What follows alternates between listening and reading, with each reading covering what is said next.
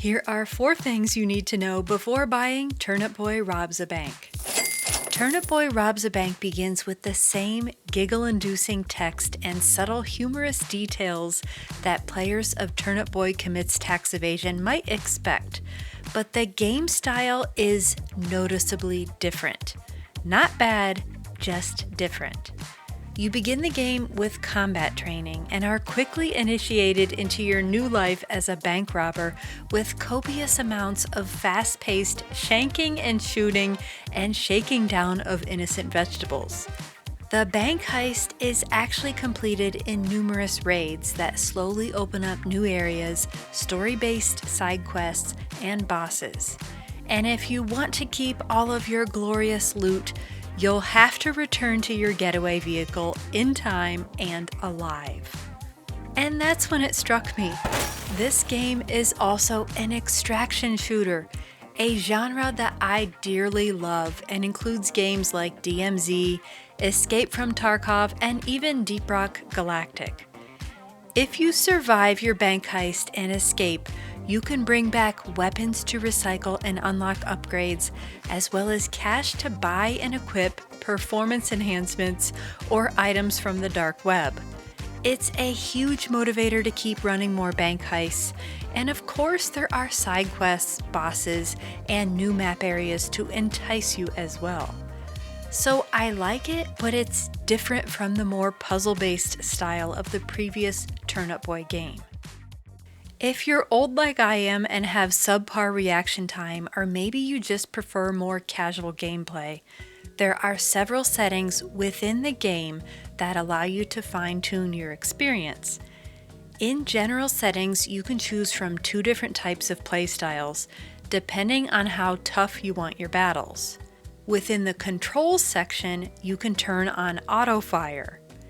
And then there are the accessibility settings, including aim assist, a laser for aiming, and even God mode, which I can only assume means that you're invincible.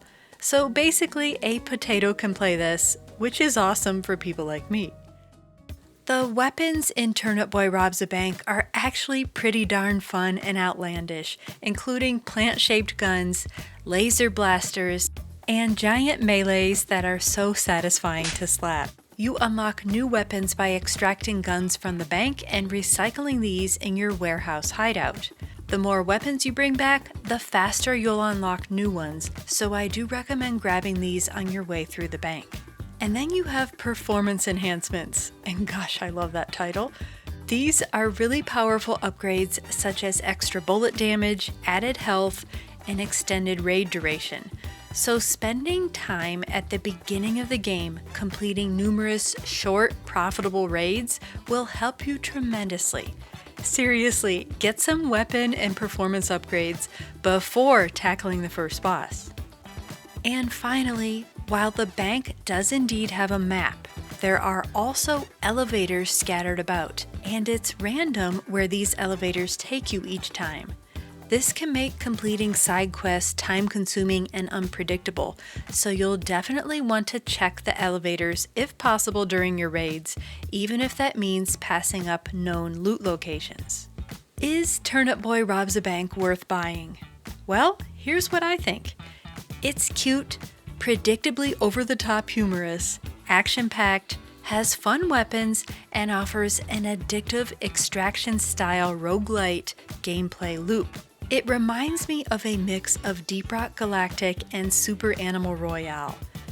For about $15, you'll have a lighthearted game to play for hours on PC, Steam Deck, Xbox, or Nintendo Switch, though I've heard the frame rate might struggle a bit on the Switch.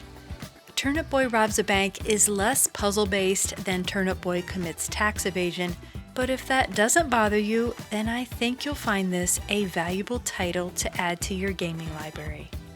If you have found this review and tips about Turnip Boy Robs a Bank helpful, then please consider subscribing to the channel, and if you want to be extra nice, drop a comment or a like below. And I thank you for watching.